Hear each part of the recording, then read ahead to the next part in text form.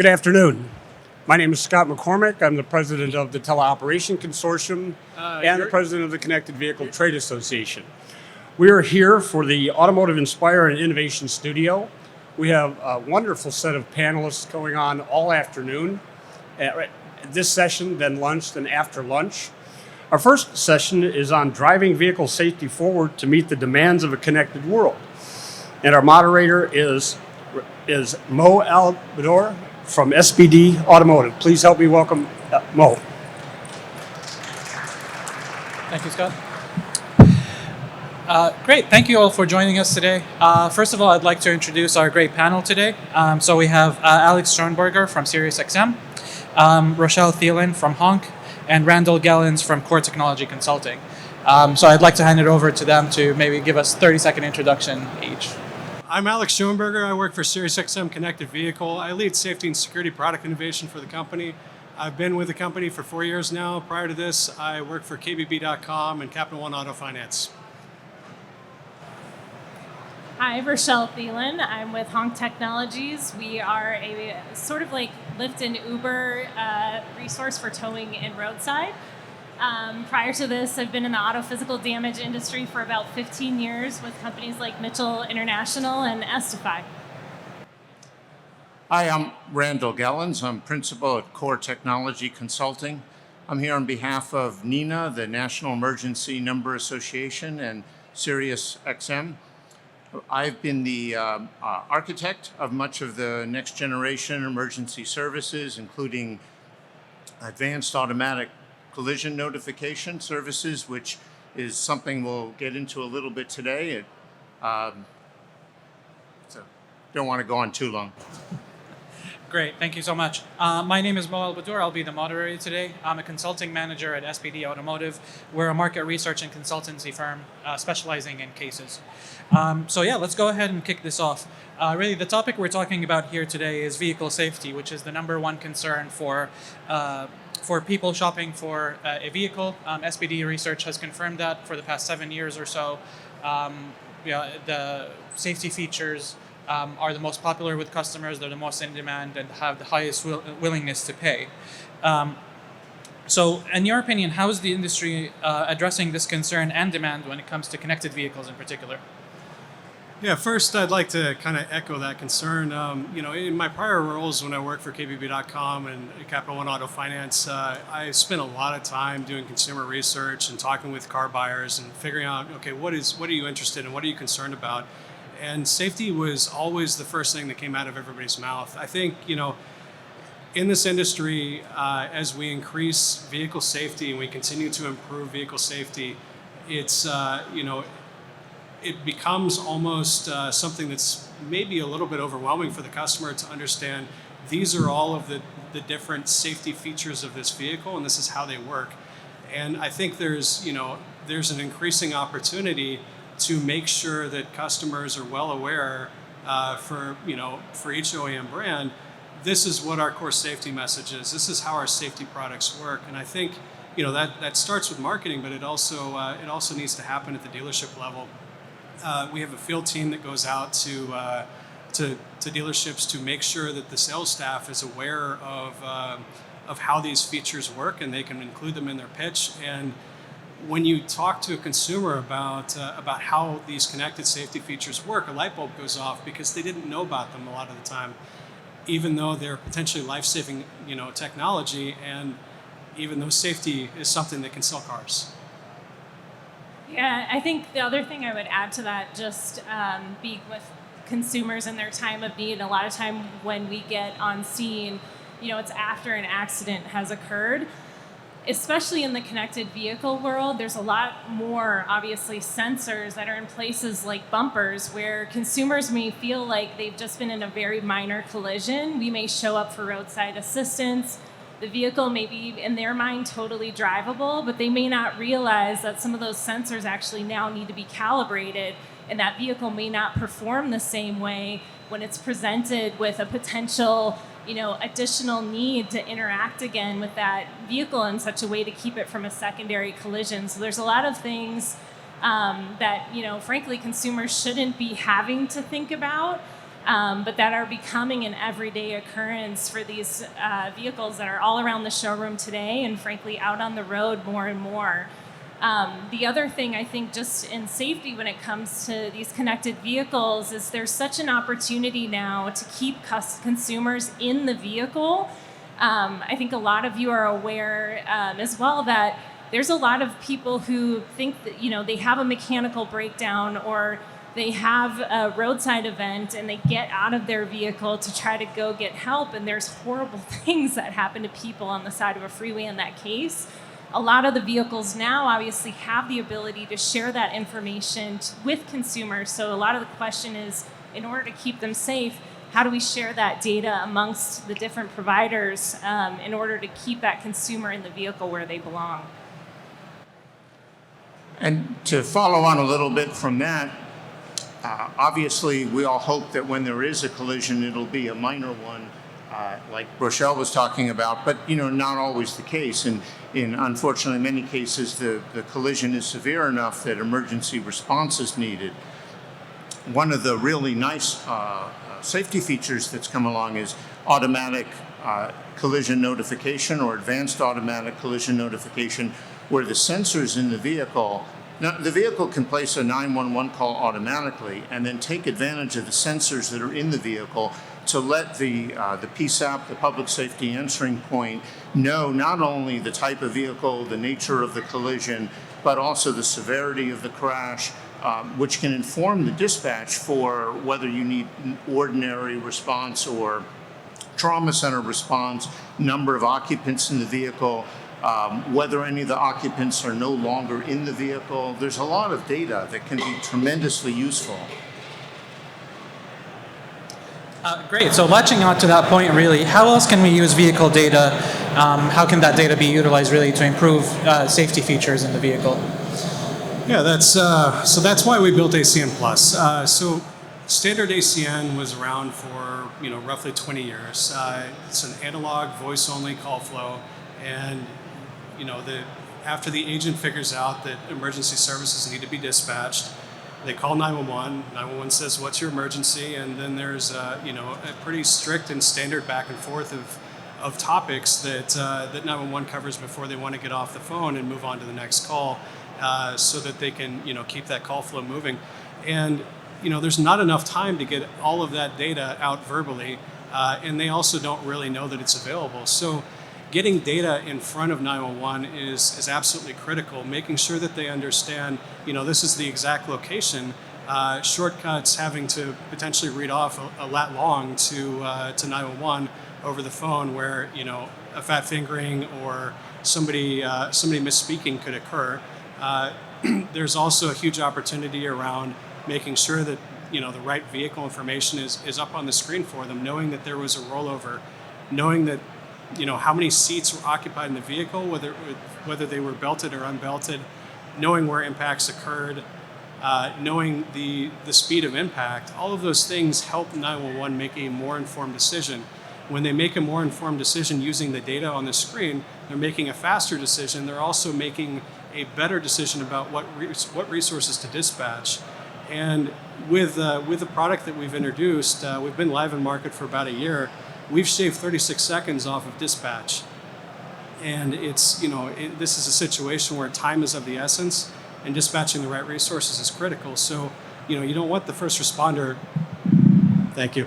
You don't want the first responder to arrive on scene and then realize we need more than one ambulance. You want the right number of resources sent to the scene at the very beginning so that you don't waste that precious time, because that can mean somebody's life. I think there's a lot of things, obviously, in the accident space that are important. When you really think about it, we're all talking about connected vehicles and connecting into vehicles, but there's also a secondary thought process of really how do we all connect together to share this data. So like when Alex mentions whether it's an ambulance or in our case a tow truck showing up on scene, that we can have all the same access to the location information, because the fact of the matter is with networks like ours and some others that are out there, most tow providers now are connected through smart devices and can receive information. And a lot of the time, the vehicle has this information. It's just trying to figure out how to create an ecosystem where it can all be used to the consumer's benefit in order to keep them safe.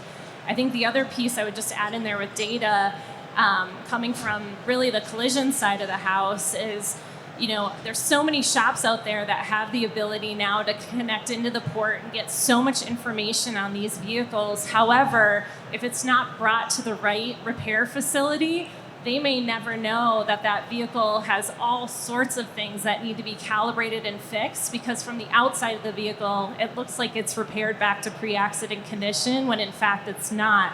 So again, I constantly am just trying to think about ways that we can bring more attention to things that aren't operating correctly without requiring a specific plug-in or a specific device, at least to let someone know before it goes back on the road that this vehicle is in fact not necessarily going to protect that occupant the same way in a secondary accident.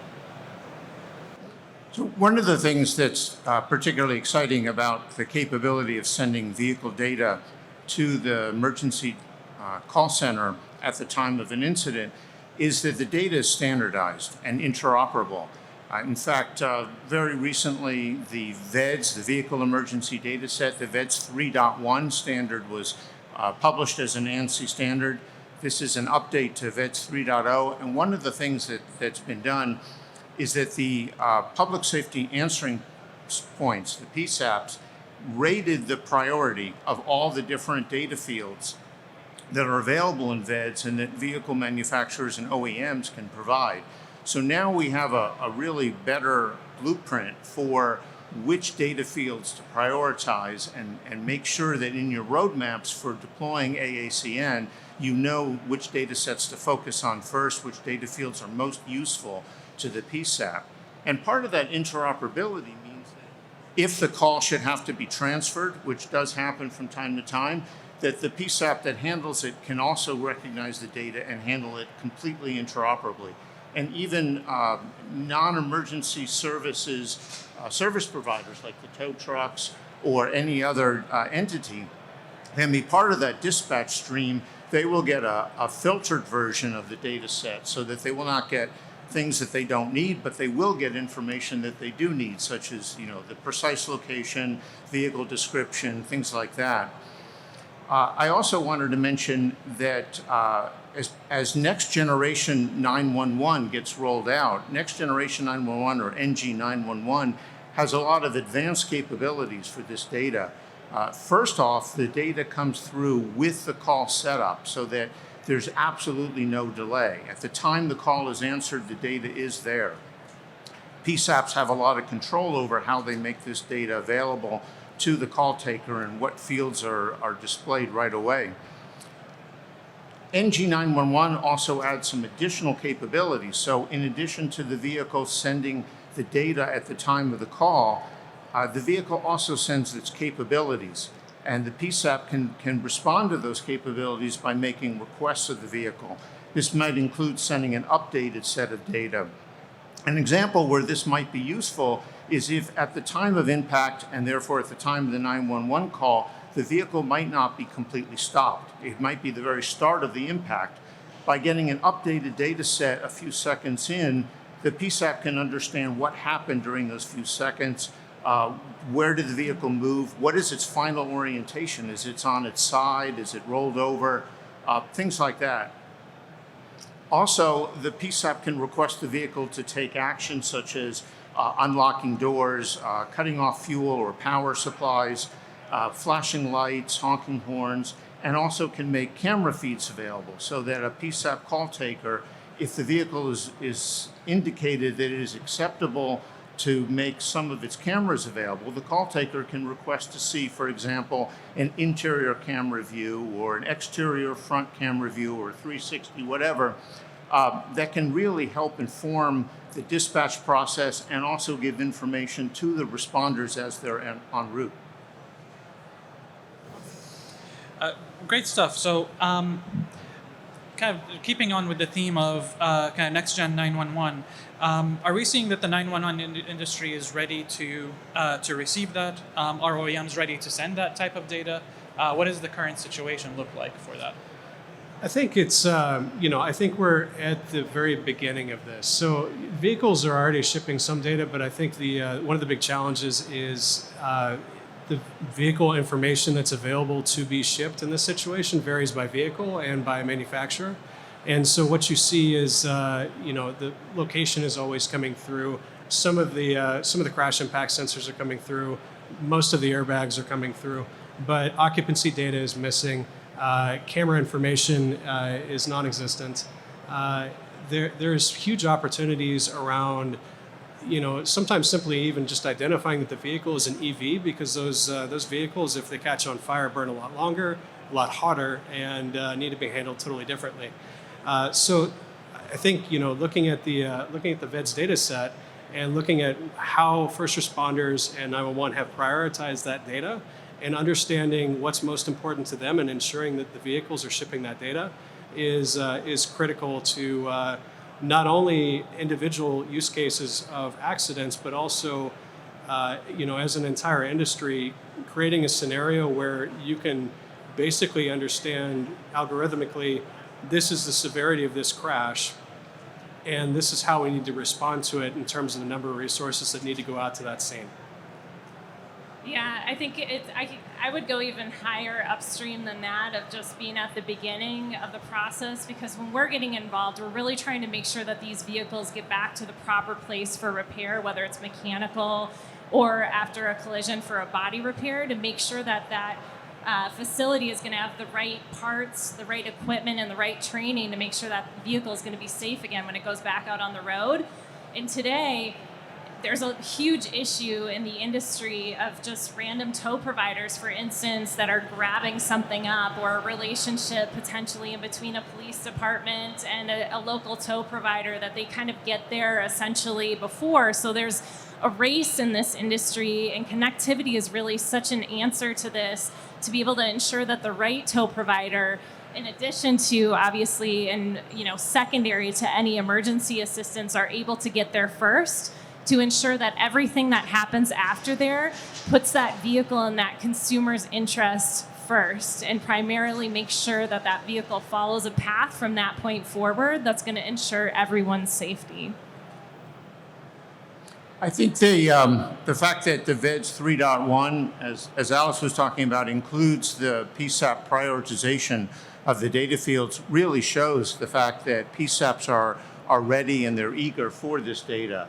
I think Alex mentioned this too, but prior to some of the advances of getting the data into the PSAPs, just the process of conveying that data tended to be a bit challenging, because it had to be conveyed orally, and that required a different protocol or script for the different actors involved to follow.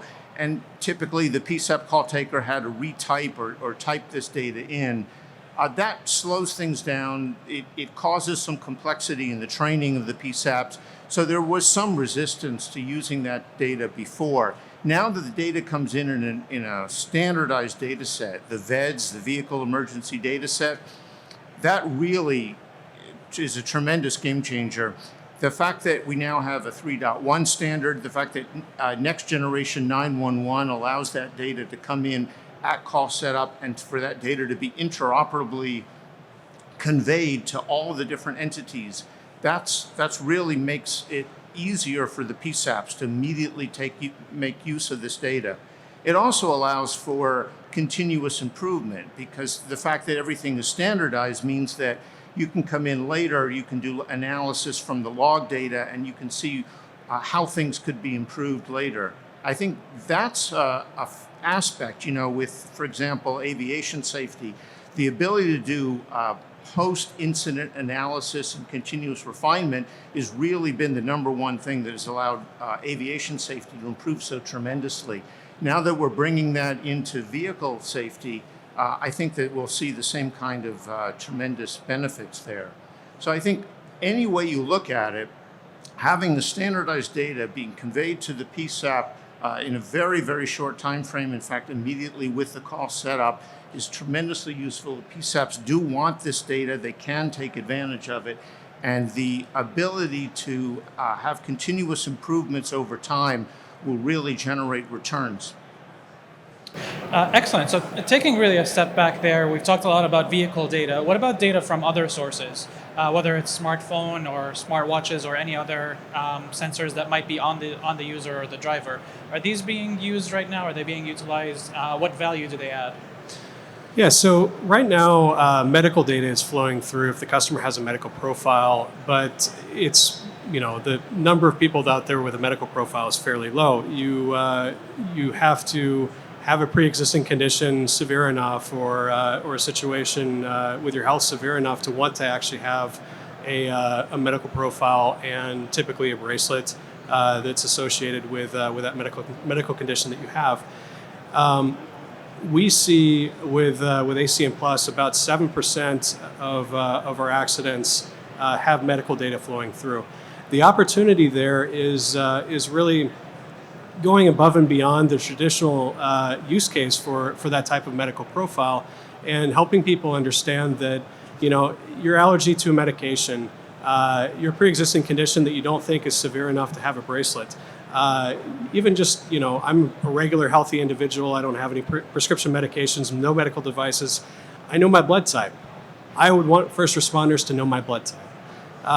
Encouraging people and finding a way to get more medical data out there in this situation is critical. And with that comes the need to understand who exactly is in that vehicle. Because right now we're making an assumption the customer is in the vehicle. That's our best case scenario for being able to ship that data and understanding that they're likely to be in the vehicle. Working with manufacturers in the future, I think that we can actually identify who specifically is in that vehicle, and then if they have a medical profile, then we can ship medical profiles for each one of those people. And I think that's a huge opportunity in this situation. Yeah, we're seeing, because we work so much with insurance carriers as well, we see the secondary use of smartphones really in place of in-vehicle technology that frankly may not be there in some of the vehicles that consumers drive today.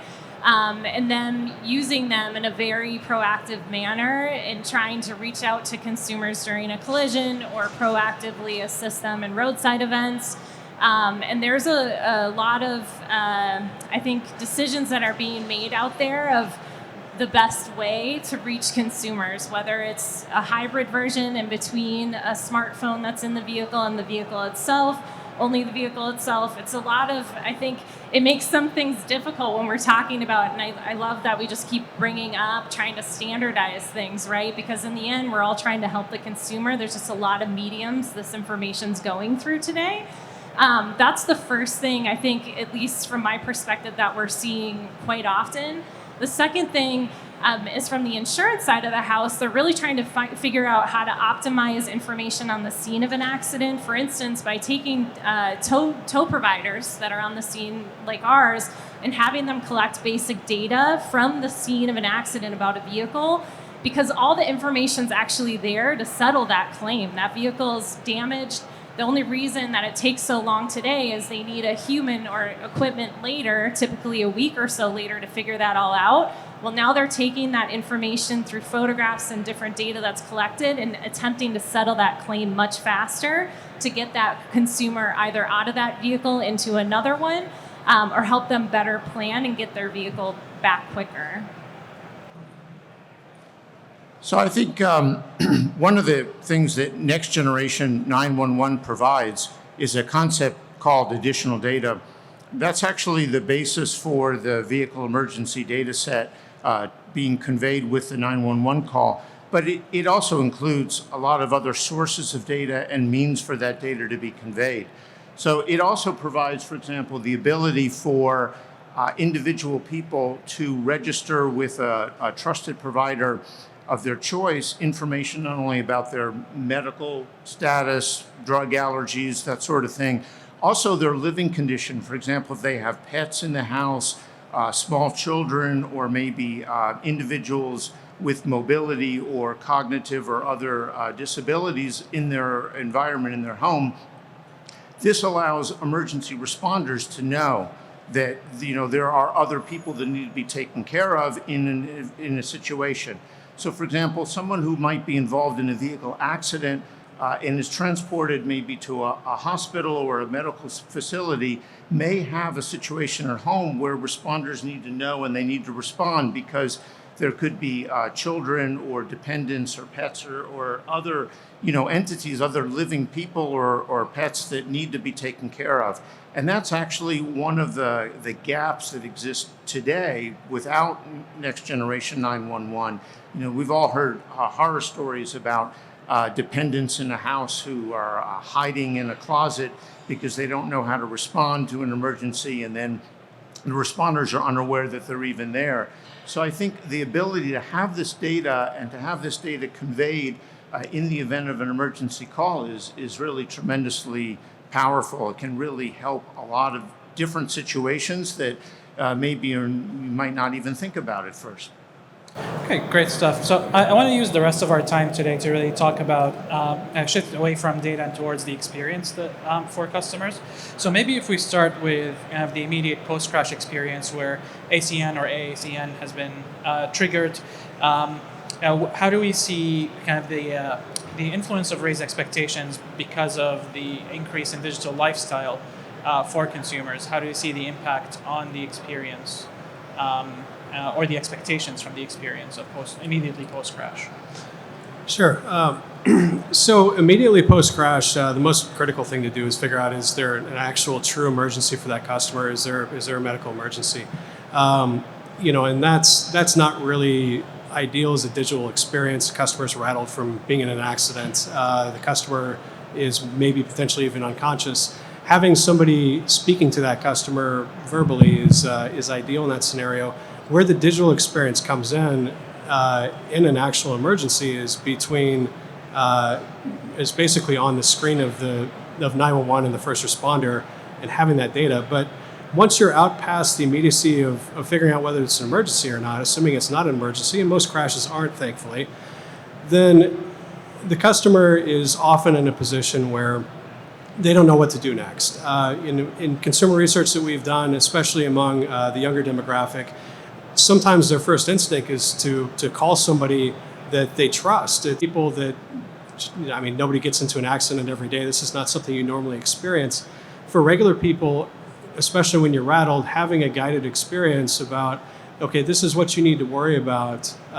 This is what you need to do next. Having that walkthrough of here's how you handle this situation is, I think something that could be very valuable to consumers. There's a couple of other parties that have a vested interest in this as well. If things are done right for the consumer here, the consumer ends up coming away happy. But if they come away unhappy, then they go through the claims process with their insurance company. That's the first time they've interacted with their insurance company in a while. If they come away unhappy from that, they have a serious chance of defecting from that insurance company.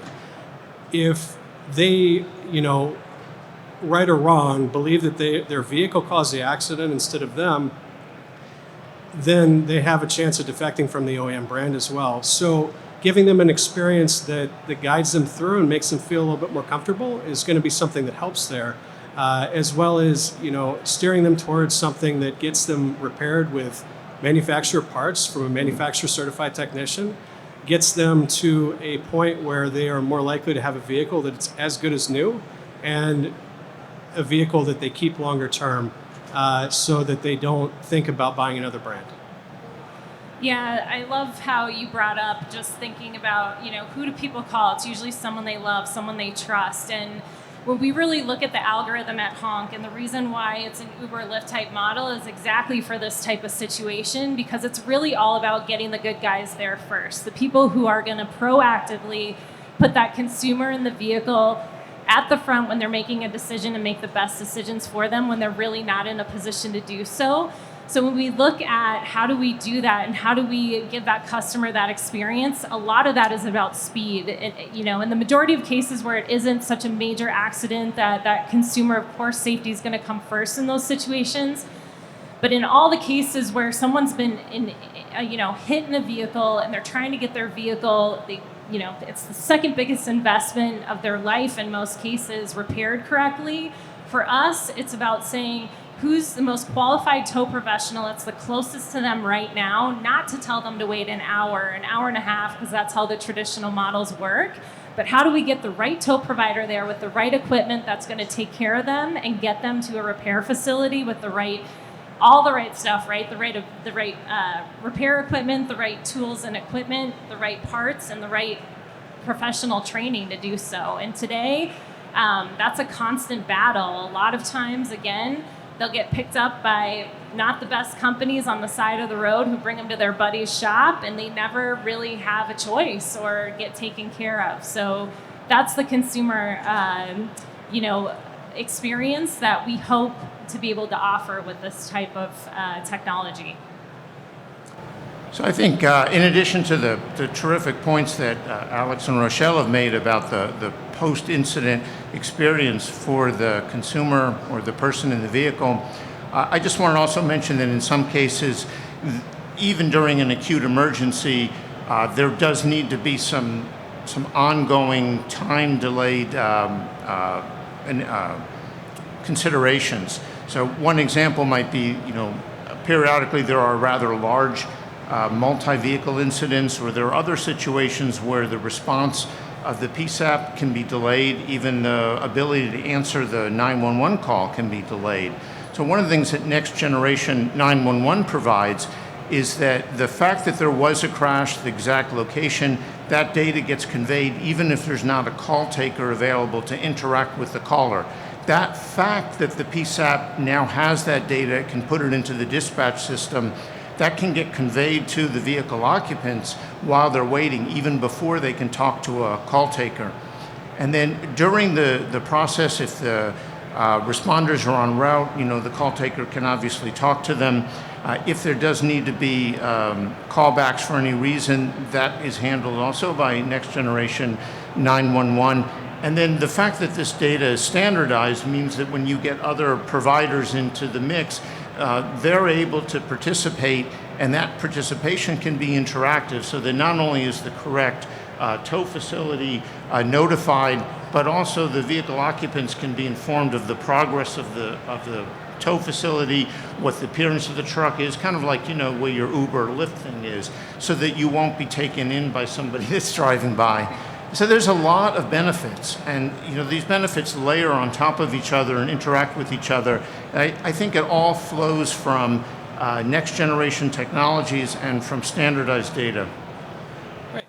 Thank you so much. So we've actually run out of time for questions. So if you do have any questions, please feel free to find one of our panelists on the show floor after this session. And if we can just give a round of applause for our great panelists today, and thanks everyone for listening.